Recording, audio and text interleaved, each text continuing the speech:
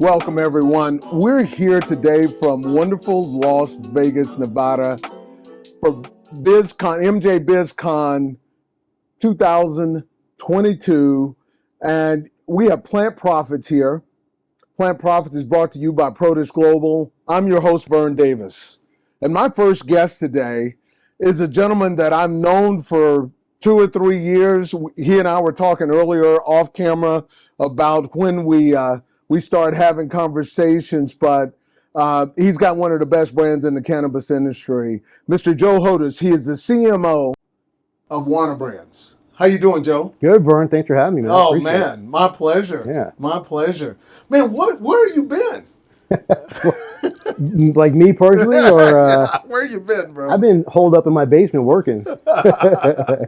You have. I tell you what, man, I just, you got a wonderful brand. Thank you. And we were talking about the usage and how it works and how the gummies is core for you guys, how it works and how it does exactly what it's supposed to do, man.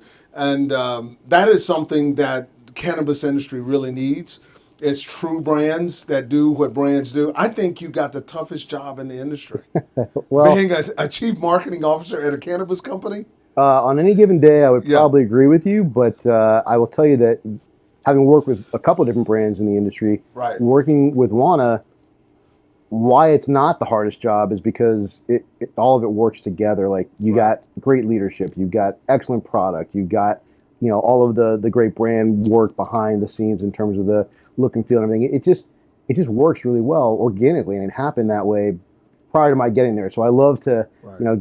be the recipient of that benefit, but it's really a great brand, long time standing. So That's great. So tell me a little bit about the brand journey, right? From when you got there, you walked in the door, Yeah. this is your brand. Yeah. Okay. To where it is now and how it's evolved and how does that reflect what's happening in the cannabis community? great question, and Yeah. some of it's about me personally, what I saw and what I wanted to do, and why Nancy brought me on, and some of it's about where the industry has gone in the last 3 years because it moves at such a Yeah. rapid fire Oh my pace. God. 3 years is like 10. It's crazy, right? Yeah. So we were just we'd grown and we were doing really well as a company, but in terms of our footprint, expansion markets, all that, right about when I got there, not because I got there, but right about when I got there, we just did this, right? Because Yeah. we started going into state after state after state, launching new markets, bringing on new products, and so that's where a little bit of the leadership on the marketing side was needed to be able to kind of shape all of that and make it happen appropriately and in the best way possible. Right. So new states, new product launches. But I also looked at the brand and said, I think what we really need to do is, and Nancy tasked me with this, is define who we are. Because I was just saying a second ago, it Okay. kind of happens organically, right? Like we have the benefit of becoming a great brand, mostly due to Nancy's leadership and her visibility with the brand. But we've grown this great brand, but we couldn't necessarily put a finger on it and say, this is why, right? This is why people love us. Consistency of product and all that good stuff, yes, but really defining that DNA was one of my first big tasks. And I think we got pretty darn close and created the architecture for who we wanted to be going forward, and then began fulfilling on that by updating all of our creative and looking at how we're marketing, who we're marketing to, what our messaging looks like. And so, kind of jumping Basics. that. Basic stuff, right? Basic blocking and tackling, but evolving the brand, right? Okay. Because it's easy to get in the habit in cannabis in particular, being like, we sell weed, people like weed, no problem. We'll just put something in the market. But as it became more and more competitive, and this is where the industry part of the story comes in, not only did it become essential that you stood out, but also we had to look for ways to differentiate, right? So Yes. moving beyond the distillate gummy, the basic 100 milligram, 10 milligram piece gummy, and creating something like our Optimals line, our fast acting quick line, our Spectrum live rosin line, really differentiating and dimensionalizing the product. Yeah. You say that and I definitely, man, Joe, I appreciate that because as a consumer, you have to be prepared for this. You and the whole Wana crew has got to be prepared for this. Is the level of sophistication of the cannabis consumer is going to continue to rise. Yep. The more and you want that because it creates barriers to entry, right? Right. Exactly. Right for competitors, and you definitely want to have that in your brand. So, kind of tell me about the next couple years. Well, I can tell you one thing for Yeah. sure, which is while the consumer is becoming more sophisticated. Yeah. You also have new markets coming on constantly, and at some point, Yeah. we're going to legalize federally, I presume, right? And so you're going to have a whole new sea of consumers who come in. So there's part of it that says, how do I speak to the consumer of today, Right. who is my core consumer, who Right. is becoming more sophisticated? They understand terpenes, they understand delivery systems. Right. And then how do I speak to the new consumer and say, we have a product that is great for you, that you don't have to be scared of. It's a sleep gummy. It'll help you sleep. It's 2 milligrams of THC. That's right. You know, it's something that you can actually try and really understand the benefits of the plant. So that's where we look at our product set and say, we speaking to this consumer, this consumer, or this consumer, and make sure we have a robust set for all of those consumers. Yeah. How do you get the word to the consumer? It's a tough question. Yeah. I think on the elevator ride up, we were talking a little bit about the fact that, you know, marketing people in this industry have their one arm tied behind their back and they're standing on one leg. That's what I said. I started the show. I've been saying that. Hey, you got the toughest job in the cannabis industry. And it is hard. You know, the dispensary and the bud tender are, for better or for worse, are still a significant part of how people understand and get educated on products. So of course we spend a lot of time on bud tender education. You know, in-store pieces, collateral.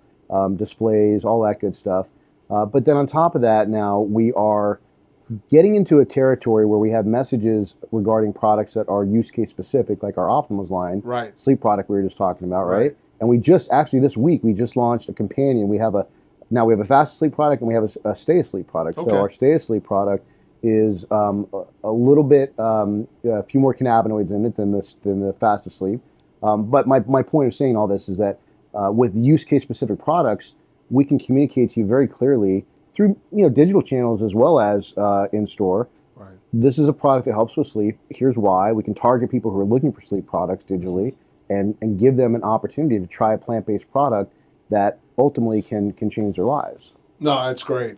That's great. So challenges. Let's talk about some challenges, right? Yeah. Talk to me about talent challenges, right?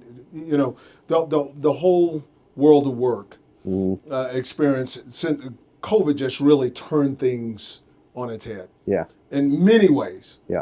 And people have dealt with this in different ways. And what are some of the things that have come about at Wana Brands that has evolved through changes and challenges with talent? And talent is hard to get great talent. For sure it is. And I'm really proud of the fact that we have a really high retention rate. Like we do not have a lot of turnover in employees. So is that good? Is that good, Joe? I think that's good. Okay. Right? Well, it could be. I mean, it could not be good. Right. It depends upon who your employees are.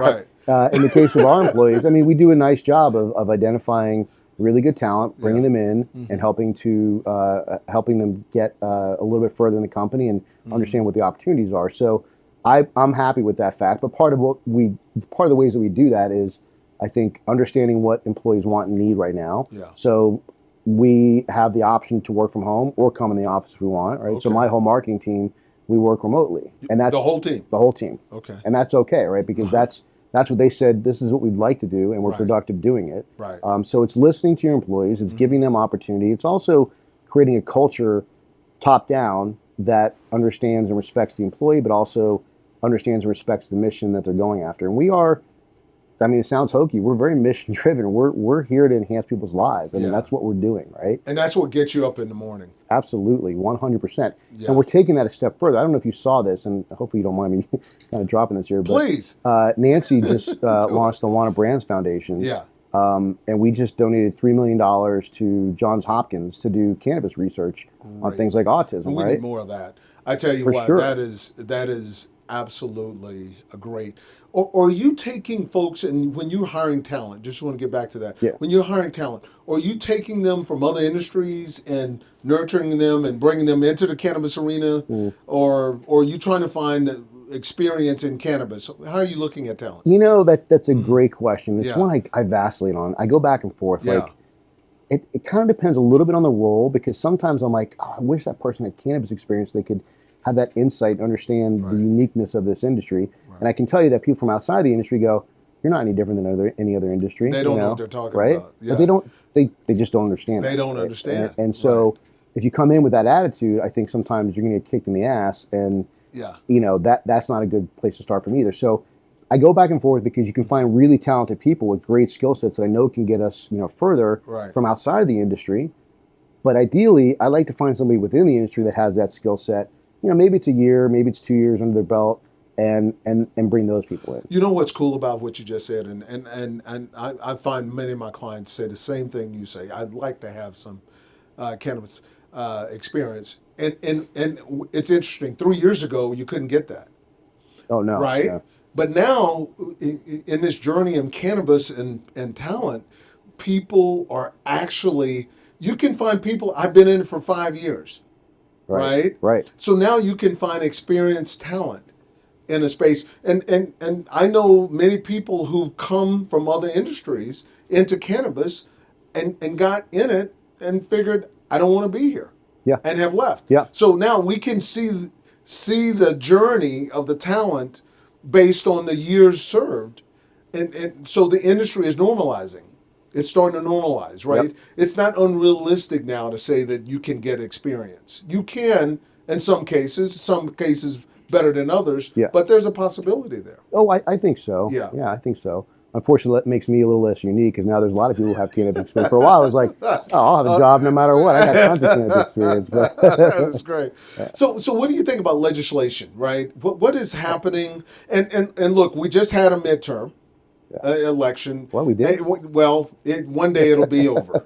Right. Right? We're still working on it in Colorado right now, so I don't know. Okay, it's votes. I don't know, but when it's over, we can say we had a midterm, Right. right? And then we have a lame duck period. Yeah. All right. So do we have to get the legislation done in lame duck, or it won't happen? What are your thoughts?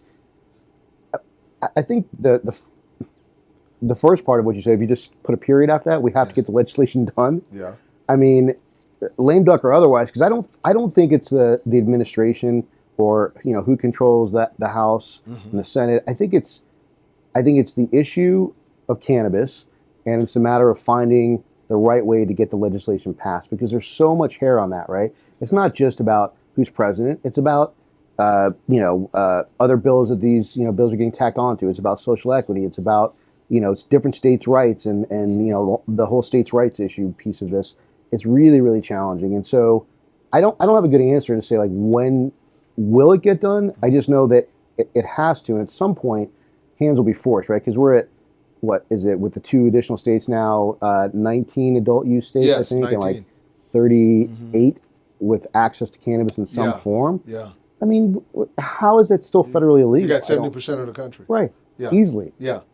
So No, that's a great point. I just wonder, and I've said this before, and I've published this, and I've said this before, is that when a political party decides that I'm going to own cannabis, yeah. I'm going to put my arms around it, they're going to win a lot of elections. Yeah, well, that's the thing I don't understand because every other issue, Yeah. they get their polls out and they're Yeah. looking at all the numbers and like, oh, well, they like this thing, so we're gonna say we like that, right? Yeah. What about cannabis? 75% of the country wants it legal. Like, what are you doing? Why aren't you not listening to that? Unbelievable. Yeah. Unbelievable. So you guys, Wana Brands, you're here at the show. What's the objective of I mean, why do you come? So, and don't tell Chris Walsh I said this, Okay. but Chris is a long-time buddy Is he of mine. here? Somewhere. But we come mostly for meetings. I mean, my schedule's packed with different people. It becomes a meeting place, right? And that really started a couple of years ago. Like as a brand, Yeah.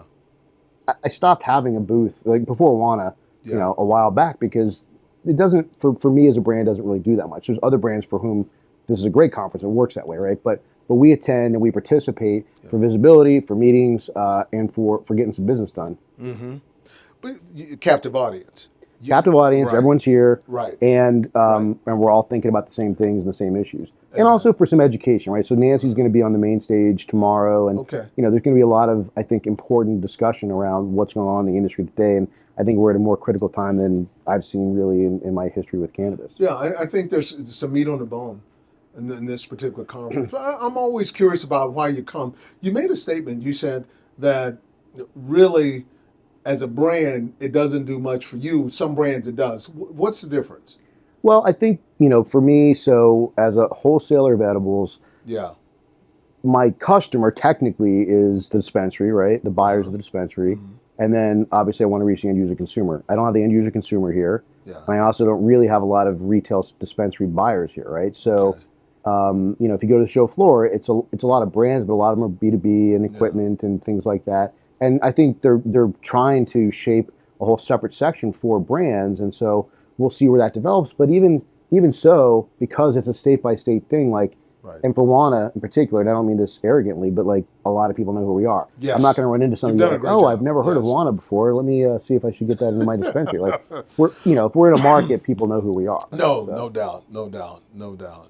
Joe, man, really, Joe, thank you. thank you. I appreciate it. Thank you for participating, being part of our show, and laying some knowledge on us as a community, man. Always appreciate you, and let's not let it be so long. Yeah, man, it's been a you while. know? It's been a while. You got to work on that. I Reach do. out. I do. I do. I do. I appreciate you having me. I Though. Thank do. you. Man, I tell you, Vern Davis, host of Plant Profits. My guest today, Joe Hodas, CMO of Wana Brands. I really appreciate you being here, and we'll talk on the other side, man. Thanks, Vern. Okay. Appreciate it. Thank you. Yeah. Bye.